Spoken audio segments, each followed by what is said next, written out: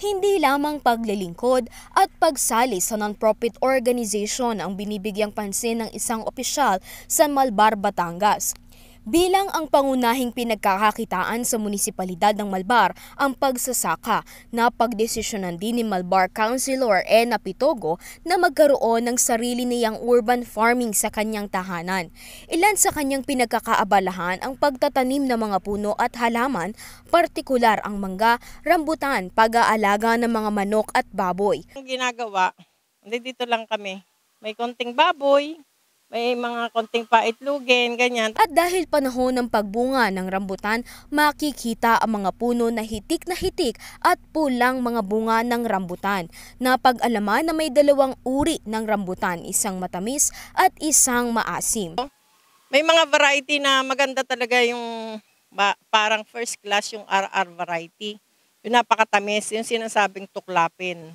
Tapos itong makikita nyo to, hindi ko alam kung anong tawag dito, pero yun yung tinatawag na parang supsupin.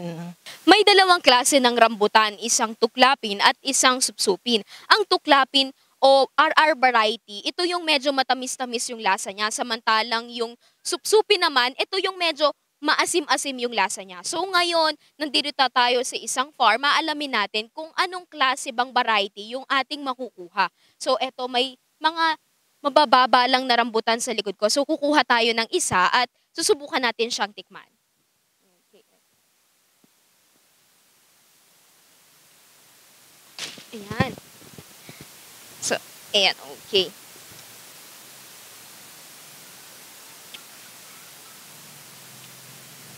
So yung etong rambutan na nakuha ko, medyo matamis-tamis siya. Tapos madali lang din siyang kainin. Madali siyang kainin, matamis-tamis. At ang lambot talagang ang tamis. Ang tamis niya. Tapos, madali siyang kainin, madali siyang matanggal sa kinalalagay niya. So, siguro ito, sa tingin ko, ito ay isang tuklapin kasi matamis-tamis siya. Ayan. Tapos tignan natin kung ito ba yung makukuha ko ba ay supsupi na variety.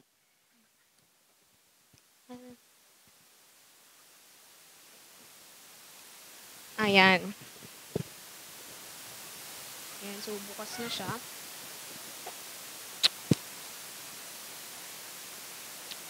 Medyo mahirap pala siyang alamin talaga kasi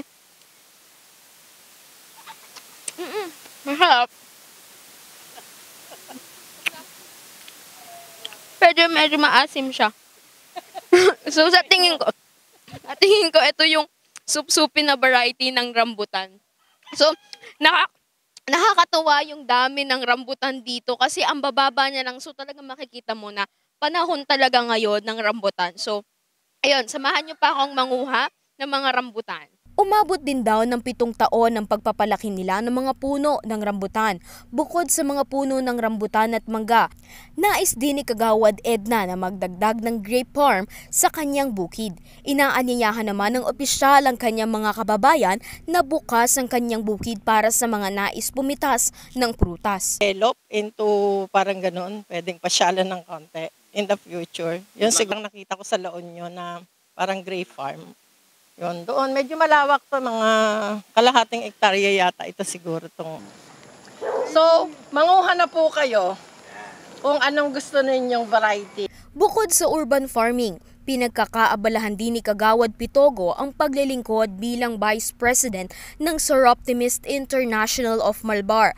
Nakasentro ang organisasyon sa pagtulong sa mga kababaihang nangangailangan ng kanilang tulong. Mula rito sa Malbar, Batangas, para sa UrTV News, Criza Lopez, sumasaludo sa bawat Pilipino.